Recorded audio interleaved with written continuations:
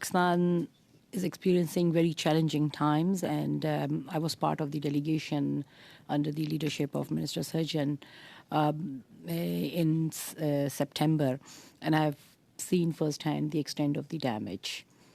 You mentioned that needs assessments is being done, and you quoted a figure of $816 million also, that some sort of assessment has been done.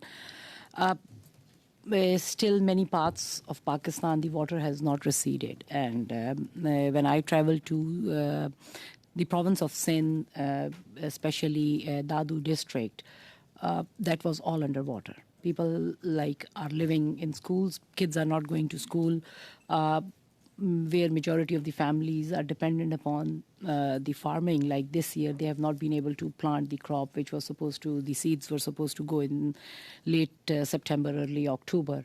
So a lot of winter is approaching. People have lost their houses. So what role Canada can play to make sure that the needs assessment is done, and we can provide some sort of technological help to Pakistan to see if there is any technique that we can help them to help recede the water. Because in Sindh, in parts of KPK, the water has receded. It did the damage, but it's not there.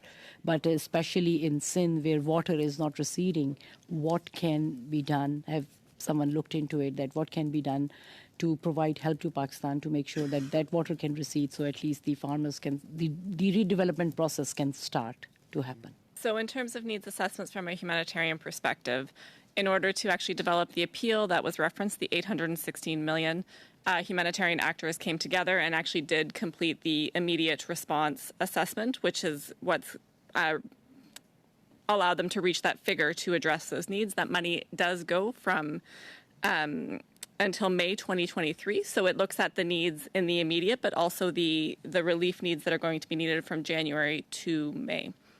And as part of that, what has been done, Canada has supported a number of humanitarian partners with unearmarked funding that allows them to continue to use that money as water recedes and areas become accessible.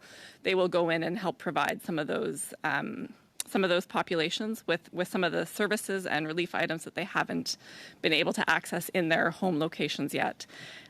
Coupled with that is the ability to respond to winter, which has been factored in. As the needs assessments were done, the humanitarian community was not unaware that winter was approaching, and that certainly humanitarian needs do shift as temperatures drop.